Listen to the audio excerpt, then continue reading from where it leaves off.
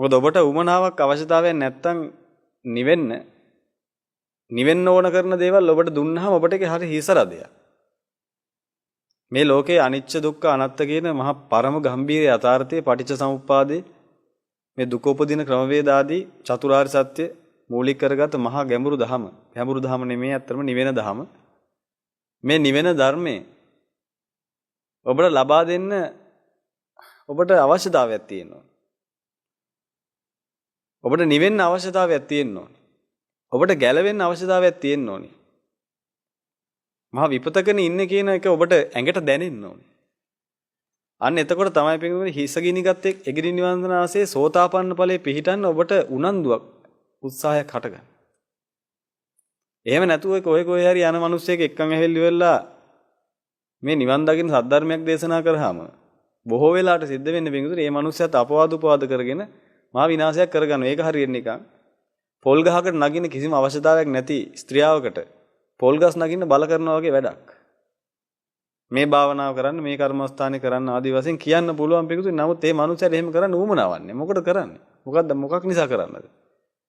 තථාගතයන් වහන්සේගේ දහම තියෙන පිටුතුනේ අර නිවාඩු නිකේතන වලට ගිහිල්ලා ඉවරලා නිකන් ඉතින් ඉන්න කාලෙට මොන හරි භාවනාවක් කරන එහෙම එකක් නෙමෙයි. සාර අසංකේ කල්පලක්ෂයක් පෙරම් පුල්ලා හොයාගත්ත සද්ධර්මයේ මොනතරම් වටින එකක්ද කියලා ඔබට තේරෙන්නේ නැති වුණාට තේරෙන උතුම් මේ ලෝක දාසි ඕන තරම් ඉන්න ඔබටත් දැන් ටික ටික වැටහෙනවා.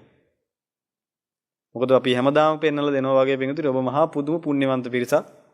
මේ ලෝකේ ඉන්න පින්වන්තම පිරිස තමයි මේ බණ ටික අහන්නේ. මේ බණ ටික කියලා කිව්වේ මම දේශනා කරන බණක් නෙමෙයි. මගේ සාස්ෘණ වහන්සේ දේශනා කරන සද්ධර්මයේ මේ කල්යාණ මිත්‍රයන් වහන්සේලා සියලු දෙනා දේශනා කරන සද්ධර්මයෙන් විදක් අහන්න හිතන පිරිස තමයි ලෝකේ ඉන්න වාසනාවන්තම පිරිස. මොකද පිටුතුනේ අපි තේරුම් ගන්න ඕන කොටසක් තමයි මේ තථාගතයන් වහන්සේගේ සද්ධර්මයේ කියන එක මොන තරම් වටින දෙයක්ද කියලා පිටුතුනේ අපිට තේරෙන්නේ නැතුණාට සමහර ලාට අපිට වඩා හොඳට තේරෙන ඇත්තෝ මේ ලෝකේ ඉන්න ඕන තරම්. දැන් නිකන් මෙහෙම හිතලා බලනවා මිනිස්සු දැන් ඔය විවිධ තැන්වල වන්දනාමාන කරන්න එහෙම යනවනේ. දැන් පිරිස යනවා අනුරාධපුරේ යනවා වදින්න පොළොන්නරුවේ යනවා. ඉතින් කිරිවිහෙර වඳින්න යනවා ආදි වශයෙන්. ඉතින් ශ්‍රී පාදස්ථානයේ වන්දනා කරන්න යනවා. ඒ වගේම ශ්‍රී දලදා හාමුදුරුව වන්දනා කරන්න යනවා. ඉතින් ගිහිල්ලා පිටුතුනේ නිකන් ට්‍රිප් එකක් වගේ ගිහිල්ලා ඉතින් සාදු සාදු කියලා එන ස්වභාවයක් තමයි තියෙන්නේ. ඉතින් ඒකේ කිසි වරදක් නැහැ. ඒකේ මහා පිනක් නැගෙනවා.